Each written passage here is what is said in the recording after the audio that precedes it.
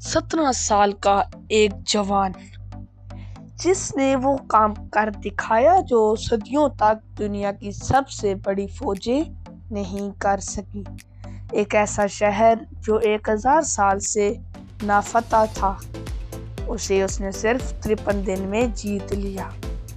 یہ کہانی ہے سلطان محمد الفاتح کی، جس نے تاریخ کا رخ بدل دیا۔ ناظرین، 1432 میں ایڈرنے میں پیدا ہوئے۔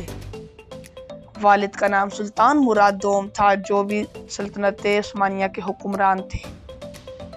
بچپن سے ہی اسلامی تعلیم، سائنس، ہسٹری اور فوجی ٹریننگ حاصل کی۔ کئی زبانیں سیکھیں۔ علماء اور ٹیچر نے ان کی شخصیات کو مضبوط بنایا۔ بہت کم عمر میں سلطنت کی ذمہ داری ملی۔ دشمن سمجھتے تھے کہ جوان سلطان کمزور ہوگا، لیکن محمد کے دماغ میں ایک بڑا مقصد تھا، وہ تھا قسطنطنیہ کو فتح کرنا۔ ناظرین، قسطنطنیہ بازنطین امپائر کا مرکز تھا، ایشیا اور یورپ کو ملانے والا شہر۔ مضبوط دیواریں اور قدرتی حفاظت۔ کئی بادشاہ اور فوجیں پہلے ناکام ہو چکی تھی۔ سلطان محمد نے نئی توپیں بنوائیں، بہت بڑی کینن تیار کروائی، فوجی ٹریننگ اور نیول فورس مضبوط کی۔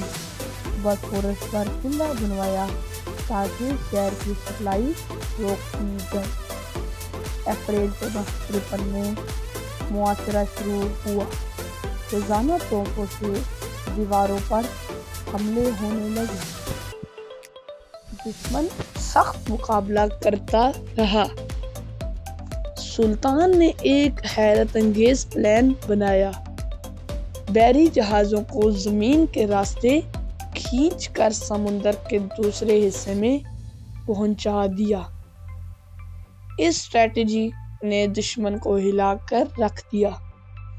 ناظرین، 29 مئی 1453 کو آخر حملہ ہوا۔ اوٹومن فوج شہر میں داخل ہو گئی۔ قسطنطنیہ فتح ہو گیا۔ سلطان محمد کو الفاتح کا لقب ملا۔ شہر کا نام بعد میں استنبول مشہور ہوا۔ سلطان نے شہر کو دوبارہ آباد کیا، تجارت، تعلیم اور تمدن کو فروغ دیا۔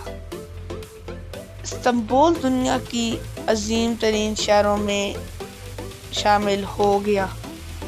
17 سال کے جوان سلطان محمد الفاتح نے ثابت کر دیا کہ عمر نہیں، ارادہ اور محنت انسان کو عظیم بناتی ہے۔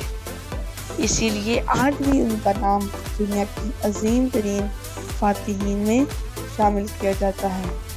ناظرین، ویڈیو کو اینڈ کرتے ہیں، لیکن جاتے جاتے بشارت رسول بھی سنتے جائیے۔ نبی اکرم صلی اللہ علیہ وسلم کا فرمان ہے، میری امت کا پہلا لشکر جو قیصر کے شہر قسطنطنیہ پر حملہ کرے گا بخشا جائے گا۔ یہ حدیث صحیح بخاری میں شامل ہے۔ سب سے پہلے قیصر کے شہر قسطنطنیہ پر حملہ کرنے والے یزید بن معاویہ رضی اللہ تعالیٰ عنہ تھے۔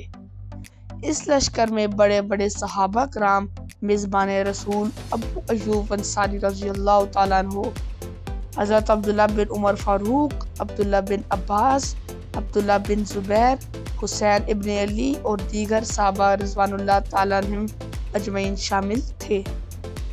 تابعی یزید رحمۃ اللہ علیہ امیر لشکر کی حیثیت سے 6 ماہ کے محاصرے کے دوران سب کو صلاح پڑھاتے رہے اور ابو ایوب انصاری رضی اللہ تعالیٰ عنہ کی وفات پر صلاۃ الجنازہ بھی پڑھائی۔